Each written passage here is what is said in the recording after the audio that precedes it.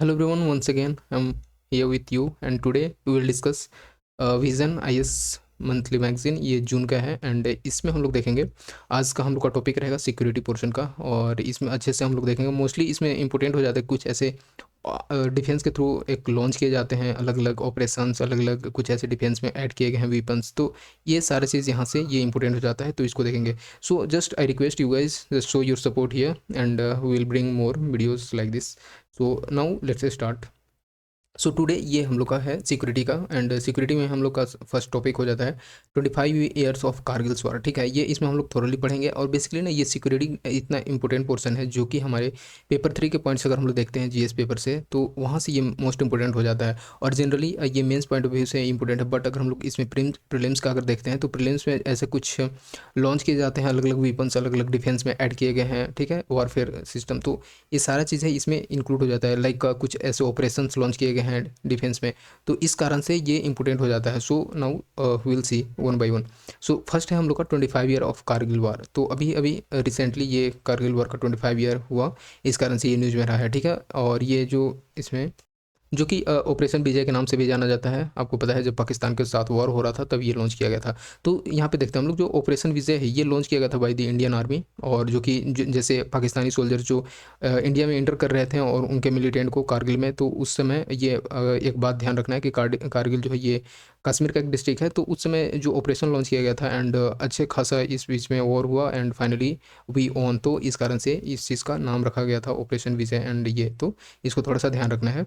And बस इसी कारण से ये न्यूज़ में रहना। उसी इंडियन एयरफोर्स जो है ये लॉन्च किया है ऑपरेशन सफ़ेद सागर। ठीक है, तो ये भी थोड़ा सा ध्यान रखना है किसके थ्रू लॉन्च किया गया है, तो इंडियन एयरफोर्स के थ्रू सफ़ेद सागर। जनरली क्या होता है ना कि ऐसे सागर और सी से हम लोग समझते हैं कि कोई एक वी कैन से कि नेवी ने लॉन्च किया, बट ऐसा कुछ नहीं है। देखो इंडियन नेवी जो है ये लॉन्च किया है ऑपरेशन तलवार। तो बस यही इंपॉर्टेंट है, बाकी तो ठीक है। और ये भी थोड़ा सा ध्यान रखना कि जो पाकिस्तानी ट्रूप्स हैं इन लोगों को कैप्चर करने के लिए, इन लोगों पे अटैक करने के लिए ये जो हिली और टेरेन जो ऐसे रीजन होते हैं इस चीज़ में ये रखा गया था और ये ऑपरेशन लॉन्च किया गया था, तो इस कारण से इंपॉर्टेंट हो जाता है। नौसी ये जो है ऑपरेशन तलवार ये इंडियन अरेबियन सी में लॉन्च किया गया था by the Indian navy.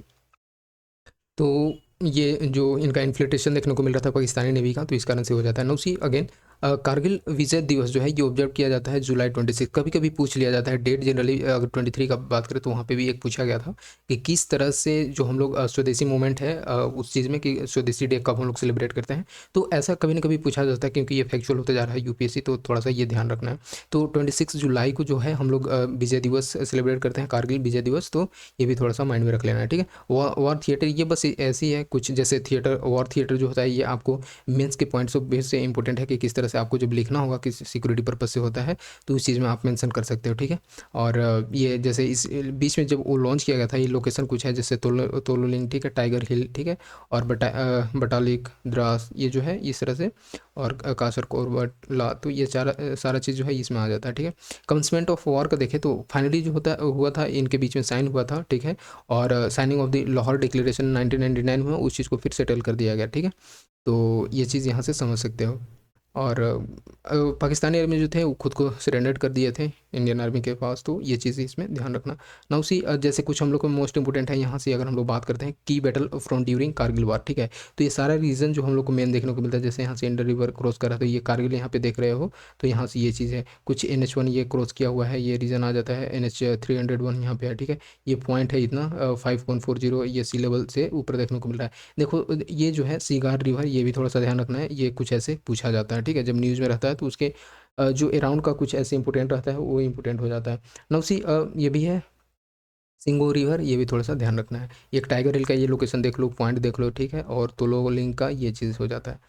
Now again हम लोग ये रीजन देखो, ये कुछ चाहो तो ये मेंस पॉइंट ऑफ व्यू से इंपॉर्टेंट है, but prelims point of view से इंपॉर्टेंट नहीं है। ठीक है, reason from Pakistan intrusion of India, ये क्यों ऐसा हुआ था, तो पॉलिटिकल स्ट्रेटजी। ठीक है, पॉलिटिको स्ट्रेटजी ये इसके कारण से ठीक है, तो क्योंकि जो कश्मीर है ना इन पे इनका हमेशा से ध्यान रहा है पाकिस्तानियों का। ठीक है, और ये हमेशा से अपना एक मुद्दा करते हैं कि ये हमारा पार्ट है, और इस बीच में यहाँ पे क्लैश देखने को मिलता है इन लार्ज अमाउंट। ठीक है, तो इस कारण से, और यहाँ पे LOC देखने को मिलता है, एक होता है LOC और एक होता है LAC, तो ये इधर जो है पाकिस्तान के साथ में जो लगता है LOC है, ठीक है। और जो LAC लगता है, लाइन ऑफ एक्चुअल कंट्रोल, ये होता है आपका चाइना के साथ, तो वो भी थोड़ा सा ध्यान रख लेना है। नाउ सी अगेन बस इतना, इसमें कुछ अच्छा खासा इंपॉर्टेंट नहीं था। बाकी जो भी, अगर मैं एक शॉर्ट फॉर्म बताता हूँ कि अगर आपको ना डिफेंस में अगर कुछ ऐसा लिखना है तो आप इसमें टेक्नोलॉजी को डालो कि कितना है, किस कारण से, अगर अगर आप विन कर रहे हो किसी अपने इनिमी के अगेंस्ट, तो हमारा टेक्नोलॉजी है वो परफेक्ट है, मतलब बस अपना बड़ाई भी करना है ना कुछ, तो टेक्नोलॉजी अच्छा खासा है, आर्मी पे जो बजट हो रहा है ये भी एक अच्छा पास हो रहा है, ठीक है, गवर्नमेंट अच्छे से स्टेप ले रही है, तो ये सारी चीज़ में अच्छी अच्छी बातें लिखा जाता है, तो ये भी थोड़ा सा समझ लेना किस तरह से मोल्ड किया जाता है। बाकी इसमें कुछ ज़्यादा इंपॉर्टेंट नहीं है, बस ये मेंस पॉइंट ऑफ व्यू से है। और ये कुछ ऐसे इनिशिएटिव जो है इंडिया डिफेंस आर्किटेक्चर में लिए गए हैं, जैसे इंटेलिजेंसिया, ठीक है। तो इंटेलिजेंसिया अगर हम लोग बात करते हैं तो ये टास्क फोर्स है जो कि इंटेलिजेंसिया एपरेटस फॉर्म करता है, ठीक है।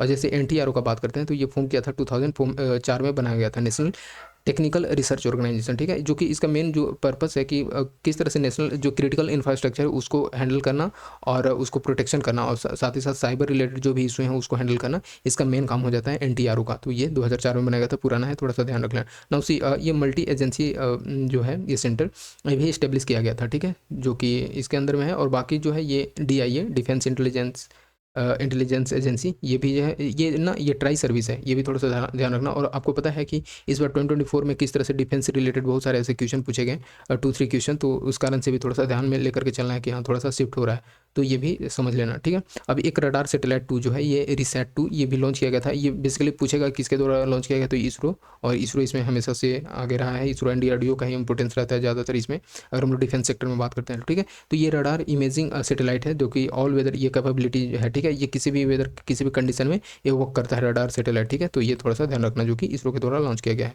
Now C national security management and apex decision making, ठीक है। तो ये जो है NSC, नेशनल सिक्योरिटी काउंसिल, ये फॉर्म किया गया था, और बेसिकली ये गवर्नमेंट के द्वारा अलग अलग जो भी ऐसे उसको अप्रोच करना है उसके लिए ये अडॉप्ट किया गया, ठीक है, ताकि जो नेशनल सिक्योरिटी है उस चीज़ को स्ट्रेंथन किया जा सके ओवर द ईयर, ठीक है। तो इस कारण से, और ये इस्टेब्लिश किया गया था 1998 में, ये भी है, और इसका जो हेड है ये प्राइम मिनिस्टर होते हैं, ठीक है। और ये जो मिनिस्ट्री ऑफ होम अफेयर्स है और डिफेंस, ये सारा चीज़ इसके मेंबर्स में आ जाते हैं। और नौसी ये जो नेशनल सिक्योरिटी एडवाइजर है इसका ये सेक्रेटरी होता है, ठीक है। बाकी इसमें और कुछ नहीं है। न्यूक्लियर कमांड अथॉरिटी, ये देख लेना, ये भी है 2003 में, ये पूछा भी गया है, तो थोड़ा सा देख लेना। पीछे अभी अभी रिसेंटली 2024 में पूछा गया था, ठीक ना। तो ये CDS और इस सबसे ये पूछा गया, तो थोड़ा सा माइंड में रख लेना। ये 2003 में इस्टेब्लिश किया गया था। ये पॉलिटिकल काउंसिल ये चेयर किया जाता है बाय दी प्राइम मिनिस्टर, ठीक है, ये भी थोड़ा सा माइंड में रख सकते हो। नाउ सी जो चीफ डिफेंस स्टाफ है ये क्रिएट कब किया गया, तो 2019 में, और बस इसका ये ध्यान रखना। और बिपिन रावत सर इसका फर्स्ट थे, तो ये भी थोड़ा सा समझ सकते हो। डिफेंस मॉडर्नाइजेशन, ये अग्निपथ स्कीम जो कुछ है, ठीक है, और इस पर हमेशा से ये एक कंट्रोवर्सी में रहा है, तो ये थोड़ा सा ध्यान में रख सकते हो। और ये इस पर्पज से है, तो इसको कोड कर सकते हो जब मेंस होगा ना, मेंस का अगर आप आंसर राइटिंग करते हो तो इस चीज़ में इसको मेंशन कर सकते हो, कोड कर सकते हो, तो अच्छा मार्क्स मिलता है इसमें, ठीक है। Corporation of the ordnance factories का बात करते हैं, तो ये जो बेसिकली ये इसको इन्हांस करना है, फंक्शनल ऑटोनॉमी को और इफिशियंसी को अच्छा से एक लेवल पे लेकर के जाना है, तो इसका ये रहा। बॉर्डर मैनेजमेंट का अगर हम लोग बात करते हैं, तो बॉर्डर मैनेजमेंट में बहुत सारे ऐसे स्टेप्स लिए गए हैं, लाइक स्मार्ट फेंसिंग करना, ठीक है। स्मार्ट फेंसिंग में अगर हम लोग देखते हैं तो बोल्ट क्वीट जो है ये बॉर्डर इलेक्ट्रॉनिकली डोमिनेटेड QRT जो है ये इंटरसेप्शंस टेक्निक है, अप्लाई किया गया, ठीक है, और ये आता है CIBM के अंदर, ठीक है, तो ये समझ सकते हो। और ये है comprehensive integrated border management system, इसके अंदर में ये बोल्ट क्वीट आता है, और जो कि डिप्लॉय किया गया था इंडो, ये थोड़ा सा ध्यान रखना कि पूछ देगा कि ये जो है ये किस किस बॉर्डर रीजन में डिप्लॉय किया गया है, तो इंडो बांग्लादेश और पाकिस्तान बॉर्डर पे बेसिकली इसको डिप्लॉय किया गया, चाइना पे नहीं किया गया, ये थोड़ा सा ध्यान रखना।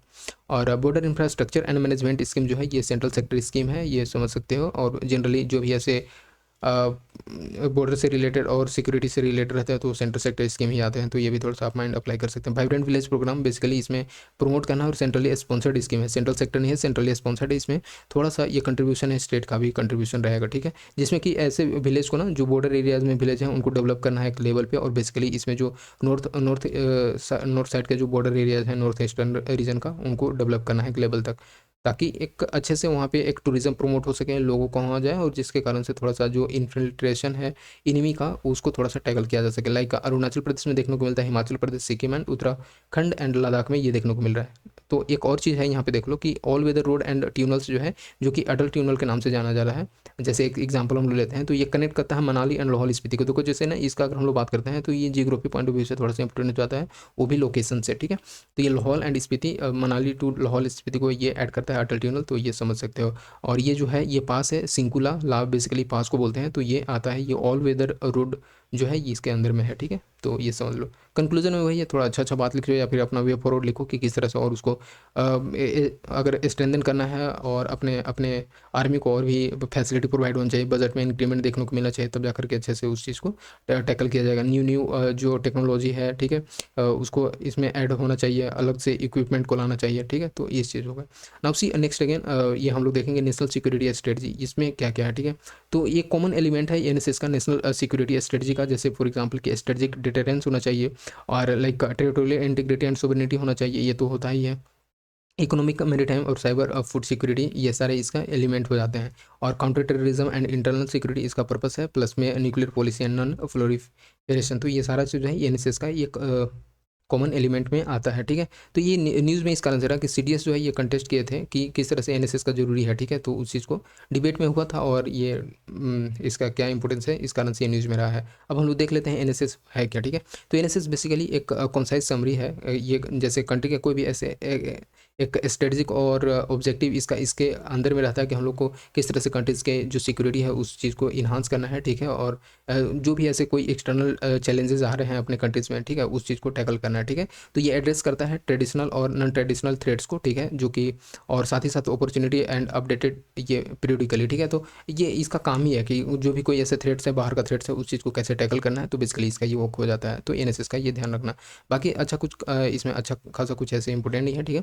तो ये नेशनल सिक्योरिटी क्यों इंडिया में जरूरी है, तो ये थोड़ा सा देख लेना कि लैक ऑफ रिटेन पॉलिसी। तो जैसे क्या होता है कि नहीं ये पॉलिटिकल डायरेक्शन में चला जाता है, ठीक है। तो जनरली और ये बात होता ही है कि ये जो ओनली पॉलिटिकल डायरेक्शन, तो इस कारण से जो ना जब किसी भी पॉलिटिकली मुद्दा आ जाता है तो उस चीज़ पे थोड़ा सा डिबेट और एक प्रॉपर वे में इम्प्लीमेंटेशन नहीं हो पाता है। तो इसी कारण से जो है ये 2009 में ही था, बट अभी तक से इसका अपडेटेड वर्जन नहीं देखने को मिला है। और ये जो रक्षा मंत्री ऑपरेशन के अंदर में आता है इस कारण से। बाकी अगर हम लोग बात करते हैं अदर कंट्री का, जैसे like USA, UK and Russia, तो इन्होंने जो अपना एनएसएस का जो है ये पब्लिश किया है एंड अपडेटेड भी किया है, ठीक है। और इसका और अगर हम लोग बात करते हैं एनएसएस का क्यों इतना जरूरी है, तो ये जो सिक्योरिटी चेंजिंग और इसका जो डायनेमिक्स देखने को मिलता है उसको थोड़ा सा प्रायोरिटाइज करता है, ठीक है। लाइक जैसे कि जो भी ऐसे गवर्नमेंट के रेगुलर रिव्यू और थ्रेट हैं उसको थोड़ा सा अपडेट करता है, इनकरेज करता है कि आप इस चीज़ को कैसे और इंप्रूव कर सकते हैं, ठीक है। ग्लोबल सिक्योरिटी ट्रेंड को देखता है, ठीक है। बहुत सारे ऐसे मुद्दे पे ये डिस्कस करता है, तो इस कारण से ये थोड़ा सा इंपॉर्टेंट हो जाता है।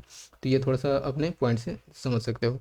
नाउ बस इसका कुछ ज़्यादा नहीं है, strategic singling in world order, ये जो है जैसे एक यहाँ पे ये देखो, जैसे अभी अभी क्या है ना कि बहुत सारे ऐसे एक इंटरनेशनल लेवल पे, वर्ल्ड लेवल पे एक कंट्री में एक दूसरे कंट्री में राइवलरी देखने को मिल रहा है। तो ये जो है ये इससे अगर हम लोग एक डेटा निकालते हैं एनएसएस के थ्रू, तो इस यहाँ से पता चलता है कि हाँ किस तरह से क्या अभी और ज़रूरी है, कौन से कंट्री हमारे फेवर में है, उसका क्या हमारे प्रति रोल है। तो यहाँ पे ना फ्रेंड एंड फोर्स में एक फाइंड करता है कि हाँ कौन आपके फेवर में है, कौन नहीं है, ठीक है। तो ये हाईलाइट करता है इनके रोल को, ठीक है। तो ये सारी चीज़ें लाइक इंडियन ओशन में देखा जाए तो बहुत सारे अभी अभी रिसेंट का ही अगर हम लोग कुछ दिन पहले का न्यूज़ देखें तो इन्फिल्ट्रेशन किस तरह से चाइना का हो रहा था। तो ये सारी चीज़ जो है यहाँ पे फाइंडिंग इसमें देखने को मिलता है। ऑपरेशन क्लैरिटी की किस तरह से कौन इसका डिसीजन मेकिंग अच्छे से होना चाहिए, ठीक है। और उसका डेलीगेशन, ऑपरेशनलाइजेशन, ये ठीक है। और किस तरह से थ्रेड कमांड को फॉर्मेट करना है, यहाँ पे ये देखा जाता है। तो ये चीज़ है और ये कंप्रिहेंसिवली पूरे अपने होल नेशन में देखने को मिलता है। तो इस तरह से एक और चीज़ देखो कि इसका चैलेंजेस किस तरह से क्या है। तो ये जो पॉलिटिकल विल क्यों चाहते ही नहीं है ना पॉलिटिकल पार्टी की इस चीज़ को सेटअप करो, ठीक है। एक पॉलिटिकल पार्टी दूसरे को ये अपना जो करता है, ठीक है, अपोज करता है, तो इस कारण से ये फिर इफेक्ट नहीं हो पाता है। लॉस ऑफ स्ट्रेटजिक फ्लेक्सिबिलिटी ये भी है, एक इम्प्लीमेंटेशन में इसका प्रॉब्लम है, ठीक है। और बेसिकली इसका जो मेन सोर्स देखा जाए तो ये पॉलिटिकल लीडरशिप के विल को कम कम एक लेस विल पावर होने के कारण भी ये थोड़ा सा ये चीज़ प्रॉब्लम हो जाती है इसको इम्प्लीमेंटेशन में। लाइक एग्जांपल अगर हम लोग देखें तो ये इजराइल जो है ये ऑपरेट करता है विदाउट फॉर्मलाइज एनएसएस पॉलिसीज। यहाँ पे जैसे इजराइल हमेशा से आपको पता है कि डिफेंस सेक्टर में बहुत ही आगे रहा है, तो उसको कोई ऐसा पॉलिसीज की जरूरत नहीं है कि नहीं ये चीज़, क्योंकि वहाँ पे एक स्ट्रॉन्ग पॉलिटिकल पार्टी भी है, ठीक है। और यहाँ पे है कि एक अपने आप में इन लोग का विल भी कम है और इंडिया में लाइक इंडिया में तो एक दूसरे में लड़ते ही रहते हैं। तो फॉर एग्जाम्पल इनका थोड़ा सा एक डिसीजन मेकिंग भी अच्छे से नहीं हो पाता है फॉर एनएसएस, ठीक है। तो इस तरह से है। प्रीवियस स्टेप्स अगर हम लोग देखें कि किस तरह से एनएसएस को के लिए ड्राफ्ट किया गया था, तो ये चीज़ है। जैसे कारगिल रिव्यू कमेटी रिपोर्ट 2000 के अकॉर्डिंग हम लोग बात करते हैं, तो ये रिकमेंडेशन प्रेजेंट करता है नेशनल सिक्योरिटी के लिए, ठीक है, जो कि फेल कर गया था, ठीक है, और इसके इम्प्लीमेंटेशन में। तो ये भी थोड़ा सा बात है, जबकि ये बात यहाँ से चलते आ रहा है, लेकिन ये एनएसएस को फॉर्मुलेशन में उस समय भी ये फेल कर गया ये कमेटी, ठीक है। और ये देखते हैं जैसे Naresh Chandra committee on security 2011, ठीक है, तो ये भी एक कंप्रेहेंसिव जो डिसीजन है, ठीक है, ये सिक्योरिटी रिफॉर्म के लिए भी लाया था, बट ये भी फेल कर गया, ठीक है, इस चीज़ को लेकर के। तो मतलब हमेशा से ऐसा होता है और फाइनली अभी तक नहीं हो पाया है, अपडेटेड सीरीज अपडेटेड वर्जन नहीं आया है, ठीक है। बस यही है, बाकी तो कुछ खास नहीं है, बाकी अपना ये कर सकते हो। अब देखते हैं हम लोग joint doctrine for cyber space operations, ठीक, ये क्या चीज़ है, इस चीज़ में हम लोग बारे में जान लेते हैं थोड़ा सा, ठीक है, कि साइबर स्पेस वॉरफेयर क्या है, ये पूछा जाता है जनरली, ठीक है, और ये मेंस में है तो, और या फिर प्रीलिम्स में भी कुछ ऐसे वर्ड्स दे करके पूछा जाएगा। तो कंप्यूटर और नेटवर्क बेस्ड जो पॉलिटिकल मोटिवेटेड कन्फ्लिक्ट होते हैं, ठीक है, और स्टेट और नॉन स्टेट एक्टर इसमें दोनों इन्वॉल्व रहते हैं। तो इसमें यही देखा था जनरली ना, जैसा भी क्या है कि एक फ्रंट वार देखने को मिलता है कि हम लोग चलो कर रहे हैं, बट ये जो एक तरह से हम लोग बोल सकते हैं कि ये हिडन वॉर है, ठीक है, साइबर स्पेस में, कि कौन सा आगे है, किसका एक साइबर सिक्योरिटी स्ट्रॉन्ग है, और उस तरह से इसमें अटैक किया जाता है वन कंट्री के थ्रू अदर कंट्री पे। तो ये दोनों इसमें स्टेट और नॉन स्टेट एक्टर्स दोनों इन्वॉल्व होते हैं, तो ये चीज़ थोड़ा सा ध्यान रखना है। और लाइक साइबर वॉरफेयर इकोसिस्टम जो है, ये इसमें आपको देखने को मिलेगा cyber terrorism, cyber fraud, cyber spying, ठीक है, साइबर स्टॉकिंग, ये बहुत सारे ऐसे टाइप्स होते हैं कि अलग अलग तरह से मैसेज के थ्रू या फिर आपके सीधे बोल सकते हैं कि साइट पर अटैक करेगा, तो बहुत सारे ऐसे चीज़ इसमें इंक्लूड रहता है, ठीक है। तो चीफ जो यहाँ पे है सीडीएस, ये रिलीज करते हैं इंडियाज का first joint doctrine for cyber space operation. तो ये थोड़ा सा ध्यान रखना है किसके द्वारा रिलीज किया गया है, तो सीडीएस के थ्रू, ठीक है। तो ये joint doctrine for cyber space operation जो है, जिसको कि जेडएसीओ है, ये इम्फेसिस करता है कि किस तरह से मिलिट्री के एस्पेक्ट्स हैं साइबर स्पेस ऑपरेशन में, उसको अंडरस्टैंड करना है बेसिकली, यहाँ से ये देखा जाता है। और ये जो है बस इसमें यही है। और साइबर स्पेस के बारे में जानना चाहते हो फॉर अ कॉमन नॉलेज, ये आप देख सकते हो कि किस तरह से ये चीज़ है। तो ये जो बेसिकली है ना, ये ग्लोबल वॉल्यूम का एंटिटीज, ये बेसिकली इसमें आता है, एक ओवरऑल एक होल हम लोग बोल सकते हैं कि एक वर्ल्ड लेवल पे देखने को मिलता है, जिसमें कि बहुत सारे ऐसे इंफॉर्मेशन और कम्युनिकेशन टेक्नोलॉजी सिस्टम ये होता है, ठीक है। और ये जो है इसका काम ही है कि इस चीज़ को, जो ग्लोबल वॉल्यूम ऑफ एंटिटीज़ को प्रोसेस करना, ठीक है, साथ ही साथ आपका स्टोर और ट्रांसमिट करना डिजिटल इन्फॉर्मेशन कोड को एक से दूसरे जगह पे, ताकि एक बेसिकली अच्छा से एक कम्युनिकेशन हो सके और अच्छा से एक कोऑर्डिनेशन बनाया जा सके, ठीक है, ये एक साइबर सिक्योरिटी को लेकर के। इसमें है military advantage of operation in cyber space का अगर हम बात करते हैं, तो इसमें ना एक बहुत सारे ऐसे रियल टाइम इंटेलिजेंसिया मिल जाते हैं, ताकि पता चल जाता है कि कहाँ से क्या अटैक होने वाला है, क्या कहाँ पे लूप होल्स है, किस किस हम लोग के एक वीक पॉइंट पे इन लोग ये चीज़ करने वाला था, यहाँ से ये चीज़ इसमें पता चलता है, ठीक है। ऑफेंसिव डिफेंसिव ऑपरेशन भी इसमें लॉन्च किए जाते हैं, इसमें पता चल जाता है, ठीक है। और ये इंप्रूव करता है बेसिकली कम्युनिकेशन को और सिंगल इंटेलिजेंसी होने के कारण, ठीक है। तो ये चीज़ यहाँ पे एक मिलिट्री के लिए भी बेनिफिट करता है, तो यहाँ से ये देखना है। वल्नरेबिलिटीज़ अगर हम लोग देखें इस साइबर स्पेस में, तो यहाँ पे बहुत सारे ऐसे, जैसे साइबर स्पेस वॉरफेयर हो गया, साइबर अटैक हो गया, ये सारी चीज़ जो है ये इसके वल्नरेबिलिटीज़ में आ जाते हैं, ठीक है, जो कि बेसिकली ना ये जो सर्विस इसेंशियल सर्विस जो है उसको डिस्टर्ब करता है। तो ये चीज़ देख लेना। सिग्निफिकेंस इसका देख लो, जैसे प्रोवाइड करता है कंसेप्चुअल गाइडेंस को, ठीक है, और प्रमोट करता है जॉइंटनेस एंड इंटीग्रेशन। ऑब्वियस सी बात है ना कि बहुत सारे ऐसे army like army, navy, air force, इन सारे के बीच में कोऑर्डिनेशन सेटअप करता है, और ये फाइनली एक अच्छा से इफेक्टिव वे में इस चीज़ को साइबर सिक्योरिटी और जो भी ऐसे कंसर्न रहते हैं इस चीज़ को टैकल करते हैं। तो यहाँ से ये देख सकते हो, बाकी तो ठीक है। Now C other measures taken by the strengthening cyber space capabilities in India, कुछ ऐसे हैं जो कि स्टेप्स लिए गए हैं, लाइक डीसी है, ठीक है, डिफेंस साइबर एजेंसी, एस्टेब्लिश किया गया था 2019 में, ठीक है। और ये ट्राई सर्विस एजेंसीज है जो कि रिस्पॉन्सिबल है साइबर सिक्योरिटी थ्रेट को हैंडल करने में, तो ये चीज़ देखना है। और ये कोऑर्डिनेट करता है like cyber defence efforts across the 3 services, ठीक है। तो ये चीज़ समझ सकते हो। लाइक एक अदर है एक साइज साइबर, एक सेकेंड, एक साइज साइबर सुरक्षा, ये 2024 में लाएगा, ये देखो रिसेंट वाला है, तो ये चीज़ कोड कर सकते हो अच्छे से। और ये जो कंडक्ट करता है by the cyber defence agencies के थ्रू ये कंडक्ट किया जाता है, ठीक है। और बस इसमें यही है, बाकी ओवरऑल तो इन लोग का पर्पस वही रहता है कि किस तरह से प्रोटेक्ट किया जाना है, ठीक है। और like cyber emergency response team, ठीक है, सर्टिन, और सर्टिन है एक सर्ट है, तो इसमें ये देखा जा रहा है कि इस्टेब्लिश किया गया बाय डिफेंस सर्विस, और इसमें बेसिकली आपको जो साइबर अटैक है उसको किस तरह से प्रिवेंट किया जा सके, तो इसका ये मेन पर्पस हो जाता है। एक है CSOC, ठीक है, साइबर सिक्योरिटी ऑपरेशन सेंटर, ये जो है ये मॉनिटर और मैनेज करता है साइबर थ्रेट को, ठीक है, और इंश्योर करता है प्रोटेक्शन और भी ऐसे डिफेंस रिलेटेड जो भी इंफॉर्मेशन और कम्युनिकेशन होते हैं उस चीज़ को बनाए रखने में, ठीक है। लाइक अगर हम लोग असम राइफल में देखें तो इसका मेन यहाँ पे रोल हो जाता है, बस यही है। बाकी हाँ, ये एक चीज़ देखो, ये प्रीलिम्स पॉइंट ऑफ व्यू से इंपॉर्टेंट है, ठीक है, तो ये चीज़ ध्यान रखना। ना ये जो हम लोग देख रहे हैं इसमें कि अबाउट चीफ डिफेंस स्टाफ, ठीक है, सीडीएस के बारे में। तो ये जो है ये पहले पहले 2019 में आया, ठीक है, और ये रैंक ऑफ 4 स्टार जनरल हैं। इसमें ये भी थोड़ा सा ध्यान रखना है, ऐसा पूछा जाता है प्रीलिम्स में। और ये ग्रुप ऑफ मिनिस्ट्रीज इस जो है ये 2001 में ये रिकमेंड किया था कि किस तरह से हम लोग को एक पोस्ट क्रिएट करना है, ठीक है। और ये जो था ये कमेटी था श्री के सुब्रमण्यम कमेटी रिपोर्ट, इसके थ्रू ये सेटअप किया गया, तो ये भी थोड़ा सा ध्यान रखना। Now see function and responsibilities का बात करते हैं। तो हेड, ये क्योंकि ये पूछा गया ना 2024 के प्री में पूछा गया है, तो इस तरह से हम लोग को थोड़ा सा ध्यान रखना है। Head and department of military agency affairs, ये जो है ये क्रिएट किया जाता है with in the ministry of defence, ठीक है, और ये चीज़ यहाँ से ध्यान रखना। और एक permanent chairman of chief of staff committee, ये भी सेटअप किया जाता है। Member of defence acquisition council chair by ministry of defence, ये भी इसमें सेटअप किया जाता है। तो इस तरह से बहुत सारी चीज़ें, ये देखो एक ये चीज़ है। सीडीएस जो है ये एक्सरसाइज नहीं करता है कोई भी ऐसे मिलिट्री कमांड को, ठीक है, तो ये थोड़ा सा मोस्ट इंपॉर्टेंट है, ये समझ लेना, ठीक है। एक और चीज़ है जो कि मिलिट्री एडवाइज़र का ये काम है कि न्यूक्लियर कमांड अथॉरिटी को एक adviser as a like adviser, ठीक है, ये रोल प्ले करता है। अब हम लोग देखते हैं now next about aircraft carrier, ठीक है, एयरक्राफ्ट कैरियर के बारे में, क्योंकि ये ऐसे बहुत सारे अगर डिफेंस में है तो ये इंपॉर्टेंट हो जाता है, और रिसेंट में जो लॉन्च किए गए हैं तो वो और मोस्ट इंपॉर्टेंट हो जाता है फ्यूसी पॉइंट ऑफ व्यू से। तो अभी रिसेंट में ना ये सेकेंड इंडिजिनस एयरक्राफ्ट कैरियर को इंट्रोड्यूस किया जा रहा है, तो इस कारण से ये थोड़ा सा न्यूज़ में हो जाता है। बेसिकली ये और कुछ ज़्यादा खास नहीं है, क्या क्या कौन सा किया जा रहा है इंट्रोड्यूस, वो चीज़ है, ये अप टू न्यूज़ में भी रहेगा, बट वी कैन सी है। जैसे एयरक्राफ्ट कैरियर जो है ये ऑफर करता है वाइड रेंज स्ट्रेटेजिक सर्विस को, क्योंकि इसका एक ओवरऑल बहुत सारे वाइड रेंज में देखता है, और सर्विलांस और एक जो बोल सकते हैं कि जो सी रीजन होता है उस चीज़ में एक अपना अच्छा खासा रोल प्ले करता है, प्रोटेक्शन प्रोवाइड करता है, ठीक है। लाइक जैसे अगर हम लोग बोल सकते हैं कि ये एक कम्युनिकेशन लाइन सी बिल्ड करता है ये चीज़, ये अपना सी लाइन में, ठीक है, तो ये हो गया। प्लस में एंटी सबमरीन वॉरफेयर है, इसका ये काम करता है, ठीक है, तो इस चीज़ का यही वर्क है। लाइक नेवी पर्सपेक्टिव प्लान ये 1985 टू 2000 के बीच में रहा है, और ये एक बोल सकते हैं एम्फेसिस किया है कि ये 3 एयरक्राफ्ट रिक्वायरमेंट है, ठीक है, और एक तो ऑपरेशनल में रहेगा इन ईस्ट एंड वेस्ट कोस्ट में, और एक जो रहेगा ये रिफिट रहेगा, ठीक है, किसी भी टाइम पे। तो इस चीज़ के लिए यहाँ पे ये 3 रखा गया नेवी पर्पज़ से। और बाकी ठीक है, बाकी यहाँ पे आप देख सकते हो कि मेरी टाइम कैपेबिलिटी पर्सपेक्टिव प्लान, ठीक है, जो कि 2012 से 27 तक रखा गया। And parliamentary standing committee on, ये जो रिपोर्ट है इस समय ये शामिल किया गया और ये प्रेजेंट किया गया, ठीक है। बाकी तो इधर कुछ ज़्यादा खासा नहीं है। यहाँ पे ये देख लो, ठीक है, आईएनएस विक्रांति, इसका मीन्स वेलियंट, ठीक है, और ये इंडिया का जो है ये फर्स्ट इंडिजिनस कैरियर है, ये पूछा जाता है आईएनएस विक्रांत, ये थोड़ा सा ध्यान रखना है।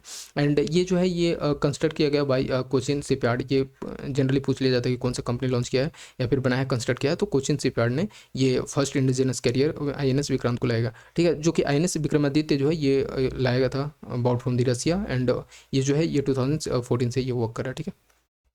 आईएनएस विक्रांत का अगर हम लोग बात करते हैं तो मार्क किया है India's entry into the select group, like जैसे बहुत सारे ऐसे जो हैं जैसे आईएनएस विक्रांत से पहले बहुत सारे जैसे China, France, US and UK, बहुत सारे इनका अपना खुद का वॉरफेयर है, और इंडिया का भी एक जब आईएनएस विक्रांत आया तो इंडिया भी इस लिस्ट में शामिल हो गया, तो ये भी थोड़ा सा ध्यान रखना है। कोचिन शिपयार्ड लिमिटेड का बात करते हैं तो ये जो है ये इसका एक कंस्ट्रक्शन देता है इंडिया का 3rd एयरक्राफ्ट कैरियर, जो कि ऐसे जनरली इंडिया में ऐसे 3 एयरक्राफ्ट कैरियर हैं, बट जो ये सेकंड इंडिजिनस होगा, ठीक है, अभी अभी वाला जो बनेगा, ठीक है, तो इस चीज़ का ध्यान रखना। टाइप ऑफ एयरक्राफ्ट कैरियर ये बस बेसिक चीज़ है, जब आप पढ़ोगे साइंस एंड टेक तो उसमें जनरली देखने को मिलता है, जैसे कटोबार, ये थोड़ा सा हम लोग ऊपर ऊपर देख लेते हैं, catapult assisted take off barrier arrested, ये इसका नाम ही है रिकवरी, तो इस तरह से इसका है। कटोबार थोड़ा सा ध्यान रखना। शतोबार इस तरह से, जैसे शॉर्ट टेक ऑफ, तो शॉर्ट टेक ऑफ है, ये थोड़ा सा ये इस पे डिपेंड करता है कि किस तरह से इनका एक लॉन्चिंग और इनका रेंज है उस पर, ठीक है। और STOL, ठीक है, तो ये शॉर्ट टेक ऑफ, ये वर्टिकल लैंडिंग है, ये वर्टिकल लैंडिंग के लिए है, ठीक है, ये वेरियर अरेस्टेड रिकवरी में काम करता है, ठीक है,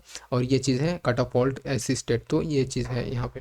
इसका अगर हम लोग बात करते हैं तो जैसे ये बेसिकली ना कटापोल्ट्स का अगर हम लोग बात करते हैं तो ये इलेक्ट्रोमैग्नेटिक और स्टीम बेस पे रहता है, ठीक है, एयरक्राफ्ट है, तो ये थोड़ा सा ध्यान रखना।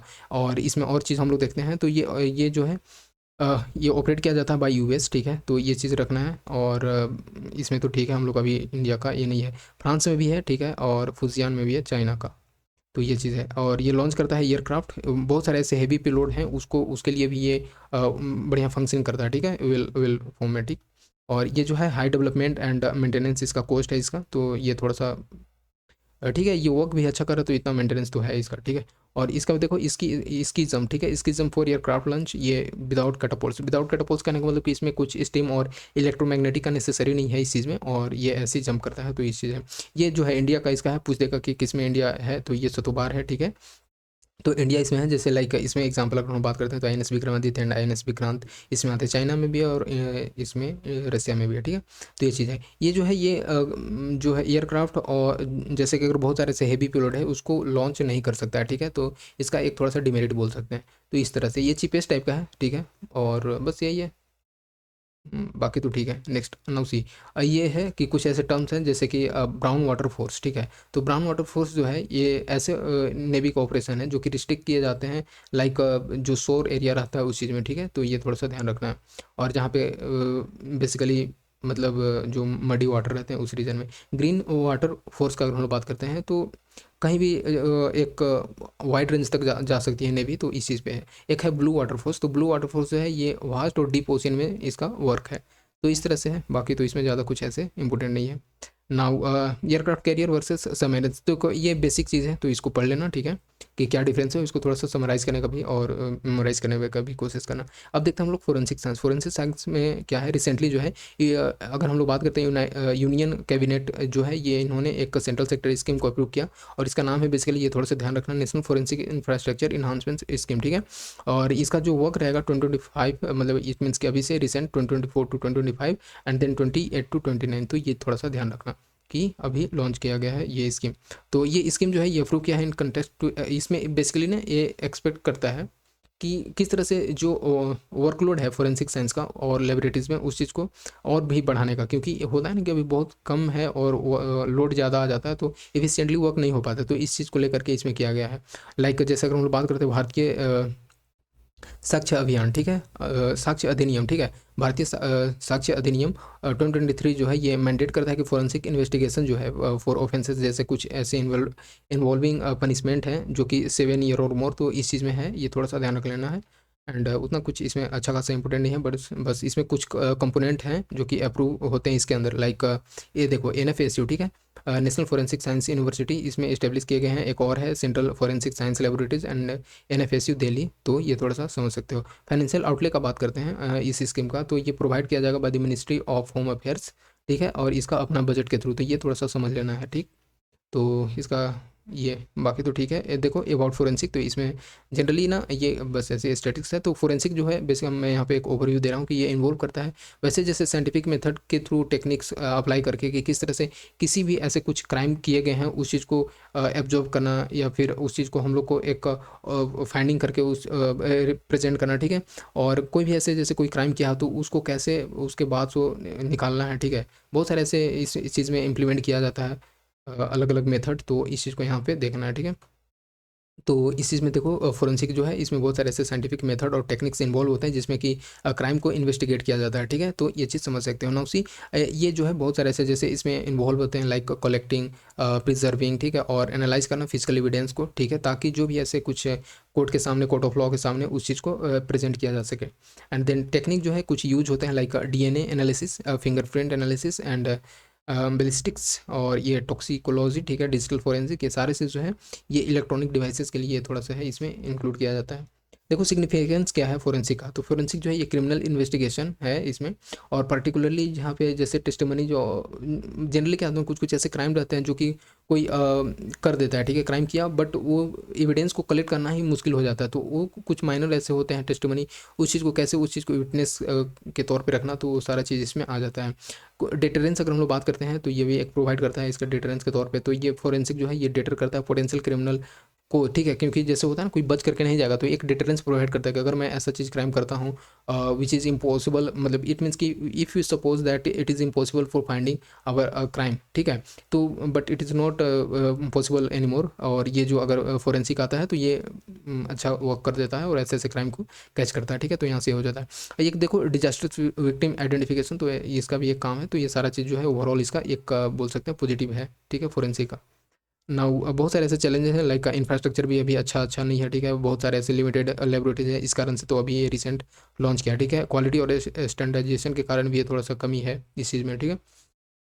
ओवरऑल जो ना लेबोरेटरीज अच्छा नहीं है यहाँ पे, तो टेक्नोलॉजी का भी थोड़ा सा एक वीक पॉइंट है, तो इस कारण से थोड़ा सा ये चीज़ यहाँ पे देखने को मिलता है, कंप्रोमाइजेशन, ठीक है। नाउ सी नेक्स्ट है, बस इतना कुछ नहीं है, ये मेंस पॉइंट ऑफ व्यू से था। तो एक है फाइनेंशियल एक्शन टास्क फोर्स, ठीक है, FATF है, हमेशा से न्यूज़ में रहता है, और ये जो है अभी सिंगापुर में अडोप्ट किया गया, और ये अडोप्ट किया गया म्यूचुअल इवैल्यूएशन रिपोर्ट ये इंडिया का, ठीक है, तो इस कारण से ये न्यूज़ में रहता है। देखो ये जो है ये first mutual evaluation of India ये अडॉप्ट किया था 2010 में, ठीक है। और ये करंट एमईआर का अगर हम बात करते हैं तो ये places current MER places in India, तो ये रेगुलर फॉलो किया जाता है कुछ कैटेगरी, और साथ ही साथ ये रिकॉग्नाइज करता है इनिशिएटिव्स कुछ है लाइक जैम, ठीक है, जनधन, आधार मोबाइल, तो ये चीज़ इसमें आ जाता है, ठीक।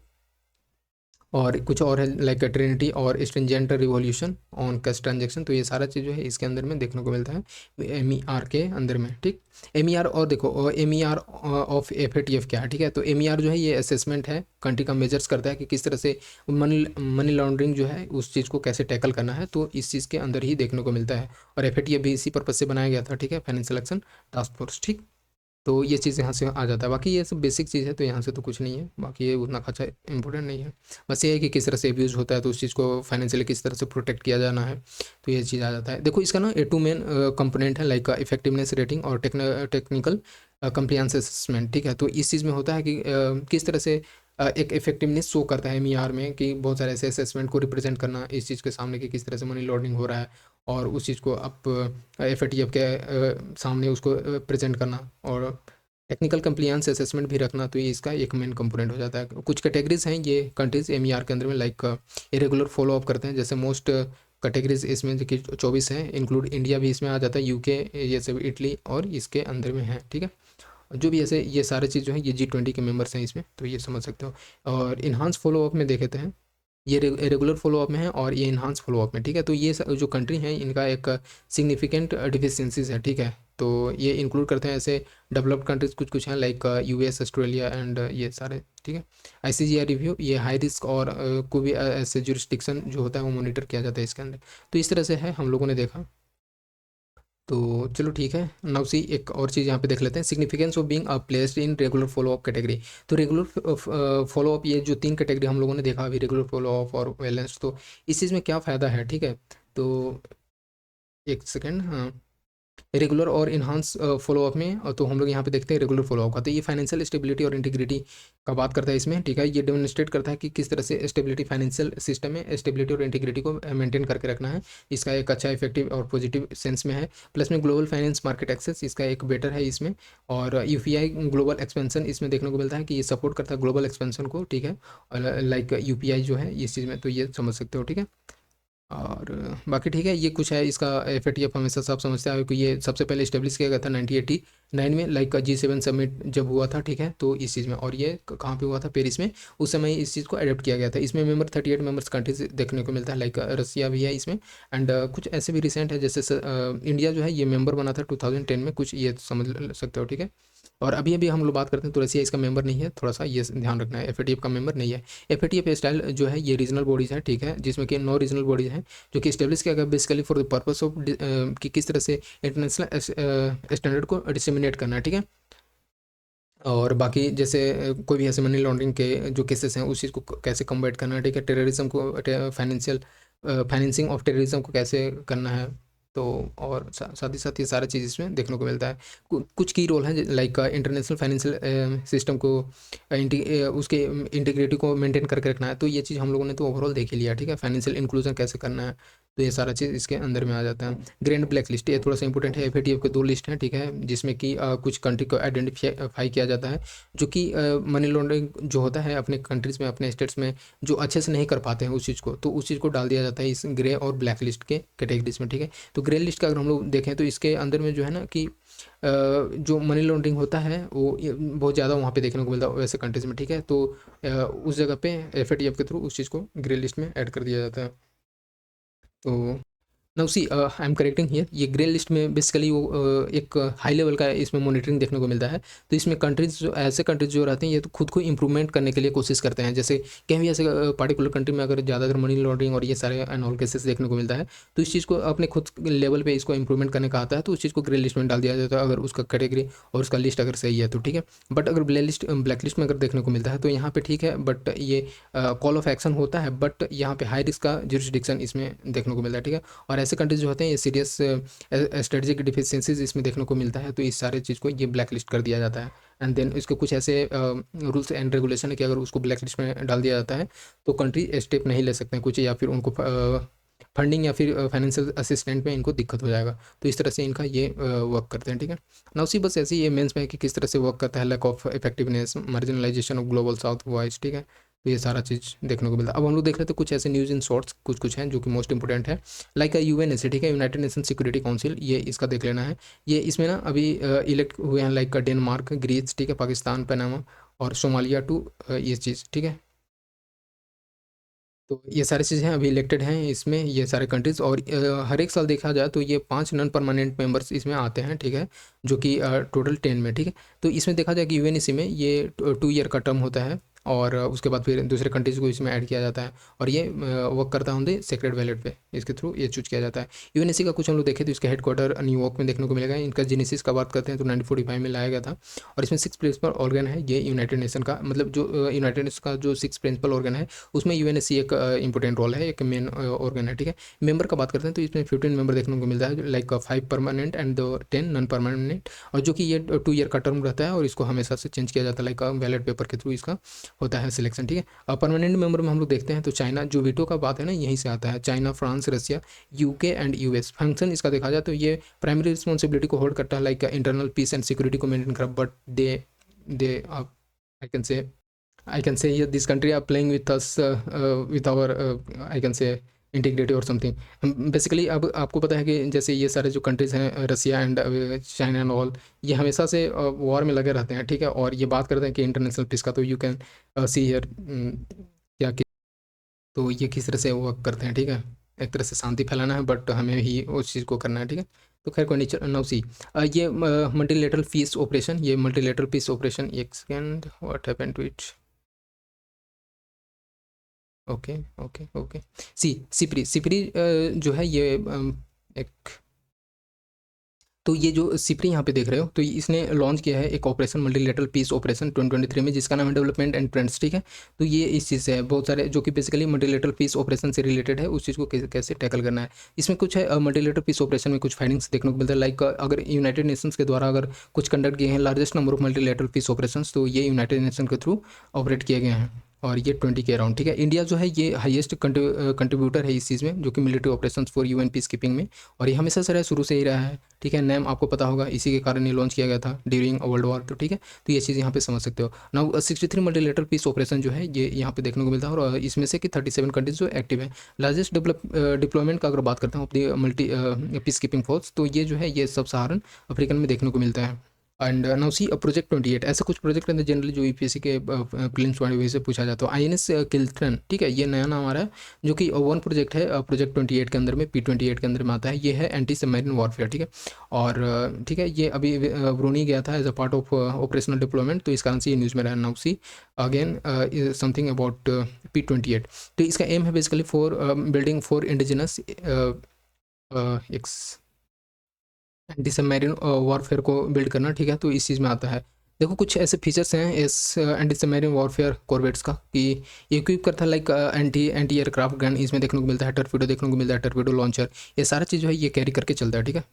और जैसे लाइक फायर कंट्रोल रडार से सारे चीज़ इसमें डिप्लॉय रहते हैं। और कुछ ऐसे हैं कुछ और भी इसमें डिप्लॉय किए जा सकते हैं, like nuclear, biological and chemical warfare का कंडीशन में ऐसे कुछ, तो ये डिप्लॉय किए जा सकते हैं। ये यूटिलाइज करता है indigenously developed special high strength warship, ठीक है, जो कि ग्रेड स्टील टाइप का है, जो MDR 249A का है, ठीक है। इस टाइप का ये जो है ये वारशिप ग्रेड ये इसमें शामिल है। ये डिज़ाइन किया गया है बेसिकली, ये देख लो कि इंडियाज़ ने भी डायरेक्टर ऑफ नावल डिज़ाइन, इसके थ्रू ये डेवलप किया गया है। ये बिल्ड किया गया है by the garden rich ship builder and engineers, ये कोलकाता में बनाया गया है। और इसमें कुछ ऐसे शिप शामिल हैं लाइक INS कमरोटा, ठीक है, कमरोटा एंड INS कदमत, ठीक है, INS Kiltan and the Kavaratti, ठीक है। तो ये सारी चीज़ में शामिल है। नागशस्त्र वन, ठीक है, नागशस्त्र वन ये देखते हैं, नागास्त्र वन, तो ये जो है इंडियन आर्मी ये रिसीव फर्स्ट इंडिजिनस लोटरिंग म्यूटिशन, ठीक है, munition suicide drone Nagastra one, ये इंपॉर्टेंट है, ये थोड़ा सा एक बोल सकते हैं इंटरेस्टिंग चीज़ है ये, तो इस पर थोड़ा सा हम लोग डिटेल बात करेंगे ना। अगर हम लोग बात करते हैं नागास्त्र वन का, तो ये डेवलप किया गया है by the solar industries economic explosive limited, ठीक है, नागपुर के थ्रू, तो ये थोड़ा सा ध्यान रखना है। और ये जो है ये न्यूट्रलाइज कर सकता है होस्टाइल थ्रेट को, ठीक है, लाइक केमिकेज मोड, तो ये थोड़ा सा समझ सकते हो। विद द GPS इनेबल इसमें प्रोटेक्शन, और ये जो है ये 2 मीटर एक्यूरेसी इसका एक बोल सकते हैं, इसका एक एफिशिएंसी इसमें है, ठीक है। और फिर इसमें ये देखो सबसे कुछ हम लोग जो अभी एक फैक्टर आ रहा था इस चीज़ में, नया एक वर्ड केमिकल्स, ठीक है। ये केमिकल्स क्या है, ये रेफर करता है member of Japanese air attack corps, जो कि वर्ल्ड वॉर 2 में ही असाइन किया गया था। तो ये सुसाइडल क्रैश है ऑन अ टारगेट, ठीक है। मतलब जो जो एक पोजीशन है इस चीज़ पे, यहाँ पे अटैक करना खुद जा करके फट जाएगा, ठीक है। तो इस तरह से ये केमिकल्स के अंदर में ये आता है। और नागास्त्र 1 का अगर हम लोग बात करते हैं तो ये कैपेबल है बहुत सारे ऐसे प्रिसीजन स्ट्राइक, जो भी ऐसे एनिमी का कैंप है उस चीज़ पे जा करके अटैक करने का। और कोई भी ऐसे कुछ मतलब ऐसा लगता नहीं है, और साइलेंटली जा करके वो उस चीज़ को अटैक करता है वहाँ पे, ठीक है। और ये इक्विप किया जाता है डे एंड नाइट, दोनों सर्विलांस कैमराज इसमें हैं। और ये कैरी करता है 1 kg हाई एक्सप्लोसिव फ्रेगमेंटिंग वॉरहेड। तो नागास्त्र ये थोड़ा सा ध्यान रखना कि सुसाइडल अपने आप में है एक सिस्टम। अब देखो रुद्रम 2, ठीक है। रुद्रम 2 अगर बात करते हैं तो ये मिसाइल है जो कि सक्सेसफुली फ्लाइट टेस्टेड हुआ। और ये सबसे है कि किसके थ्रू टेस्ट किया गया, तो Su-30 Mk1, ठीक है। तो ये थोड़ा सा ध्यान रखना। हम लोग देख लेते हैं रुद्रा M2 ये क्या है। तो ये indigenously developed solid propelled air launched missile है, ठीक है। ये डिजाइन किया गया for air to surface operation. ये पूछा जाता है जनरली कि जो रुद्रम 2 है ये क्या है, तो ये एयर टू सरफेस ऑपरेशन है, ठीक है। और सरफेस टू सरफेस नहीं है, ये थोड़ा सा रख सकते हो, कीप इन माइंड, ठीक है। नाउ सी कुछ ऐसे इंपॉर्टेंट इसमें है, और कुछ तो नहीं दिख रहा है। डीआरडीओ का इसमें डेवलप किया गया बाय डीआरडीओ, ये थोड़ा सा ध्यान रख सकते हो। 2020 में देखा जाए तो रुद्रम M जो है ये new generation anti radiation missile नागरम्स जो है ये सक्सेसफुली टेस्ट किया गया है। और ये जो पहला इंडिजिनस ARM है इंडियन एयरफोर्स का, ये इक्विप किया गया विद द हाँ, ठीक है, इनर्शियल नेविगेशन सिस्टम। तो ये सारा चीज़ें, बाकी तो इसमें कुछ नहीं है।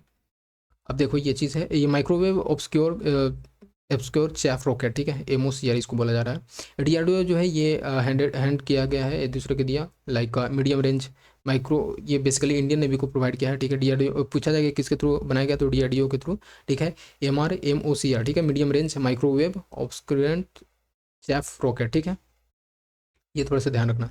तो MCOR है, ये डेवलप किया गया बाई डीआरडीओ, ठीक है। Defence laboratory in Jodhpur. ये कहाँ, तो जोधपुर में। इतना तो कुछ ज़्यादा इंपॉर्टेंट नहीं है, बट ठीक है।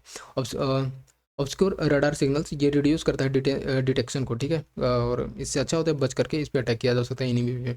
अब देखो javelin anti tank weapon system, ये क्या है, ठीक है। तो इंडिया और US जो है ये अभी रिसेंटली एक डिस्कशन इस चीज़ पे किए हैं, ठीक है। जेवेलिन मिसाइल इंडिया में करने के लिए, ठीक है, इस चीज़ को। तो अब हम लोग देखते हैं ये है क्या, ठीक है। ये वीपन सिस्टम क्या है, तो world premiere single man portable medium है, ठीक है।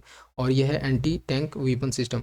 बेसिकली ये जो मिसाइल है ये ऑटोमेटिकली गाइड किया जाता है बाई इटसेल्फ, ठीक है। और इस पर कोई ऐसा वर्क नहीं करना है, और ये टारगेट तक जा करके अपने खुद लॉन्च हो जाता है। और बेसिकली ये है ना, ये फायर एंड फॉरगेट के प्रिंसिपल पे वर्क करता है, तो ये थोड़ा सा ध्यान रखना है।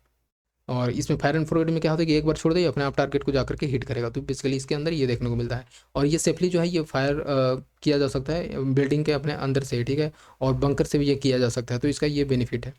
एक्सरसाइज कुछ है जो कि न्यूज़ में रहा है लाइक GMAX, ये पूछा जाता है। तो GMAX एक्सरसाइज ये किससे रिलेटेड है, तो ये बायलेटरल, अभी भी पूछा गया था ना, तो ये थोड़ा सा ध्यान रखना। GMAX ये बायलेटरल जापान, ठीक है। तो इंडिया में टाइम एक्सरसाइज जो है GMAX ये 2024 ये कमेंस किया गया है एट योकोशुका, ठीक है, इन जापान। तो ये बेसिकली पूछा जाएगा किसके बीच में, तो जापान एंड इंडिया नाम से ऐसे जनरली पकड़ सकते हो।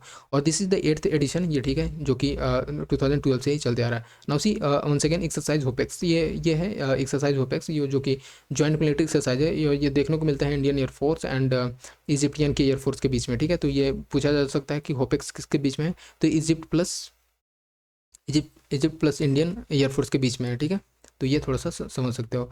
नाउ सी इतना तो ठीक है। और इसका एम है कि बायलेटरल और रीजनल कोऑपरेशन को प्रमोट करना। सबसे जो भी ऐसे वॉरफेयर और ये अगर डिफेंस में देखें ना, तो एम बेसिकली वही रहता है कि अपने सिक्योरिटी को प्रमोट करना, दूसरे के बीच में कोऑपरेशन लाना, ठीक है, रीजनल कोऑपरेशन को बिल्ड करना, ठीक है। तो ये सारा चीज़ देखने को मिलता है। IF राइफल फाइटर जेट का और साथ ही साथ C-17 ग्लोब मास्टर और IL-78 टैंकर जो है इसमें पार्टिसिपेट किए हैं इस एक्सरसाइज में।